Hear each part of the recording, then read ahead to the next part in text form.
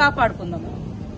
ఈరోజు అందుకనే రొయ్యూరులో ఏదో ప్రయత్నం చేస్తే వాళ్ళ ఇళ్ల స్థలాల కోసం వాళ్ళు అక్కడికి వచ్చారు. కాబట్టి ఇళ్ల స్థలాలది అది ఇస్తామని మేము చెప్పడం జరిగింది.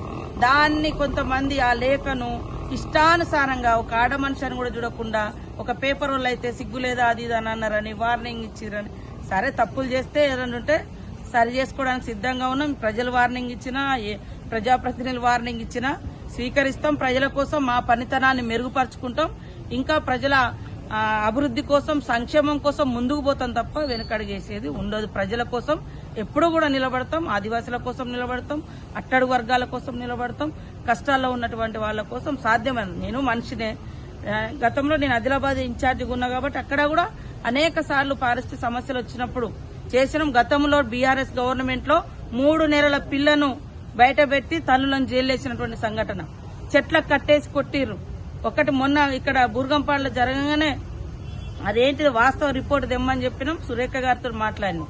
సురేఖ మేడం కూడా రిపోర్ట్ తెప్పిస్తుంది. దాని మీద ఖచ్చితంగా యాక్షన్ తీసుకోమని అంటాం. కాబట్టి ఎవరిని ఏ మూలాలలో మేము మా ప్రజలకు సంబంధించినటువంటి సేవ చేసే మూలాలను ఎప్పుడూ మర్చిపోం. బతుకున్నంత కాలం ప్రజల కోసం పనిచేస్తాం, ప్రజల హక్కుల కోసం పనిచేస్తాం. ప్రజల ఇప్పుడు అధికారంలో కాబట్టి అభివృద్ధి కోసం పనిచేస్తాం తప్పకుండా. కాబట్టి కొంతమంది చాలా సంతోషపడుతూ ఒక ఆదివాసీ బిడ్డను టార్గెట్ చేసిరని కొంతమంది రాజకీయ నాయకులు చాలా ఉత్సాహపడుతున్నారు. ఈడ లేనిది ఉన్నట్టుగా. అయ్యా నాయన నిన్నటిదాకా మీరే అధికారంలో ఉన్నారు, మరి ఆడ ఎందుకు ఇయ్యలే? శంకరాజపల్లెలు ఎందుకు ఇయ్యలే? ఈడ జల కట్టెలతో చెట్లకు కట్టేసి ఎందుకు కొట్టిరు? ఇదే భద్రాద్రి కొత్తగూడెంలో అనేక మందిని ఇబ్బంది పెడితే అక్కడ ఫారెస్ట్ ఆఫీసర్ మీద కూడా దాడి చేసిరు. ఆదిలాబాద్ లో జైల్లో పెట్టిరు, చెట్లకు కట్టేసి కింద కొట్టిరు. ఇవాళ ఏదో ఒలుకోబోస్తున్నారు టీఆర్ఎస్ నాయకులు.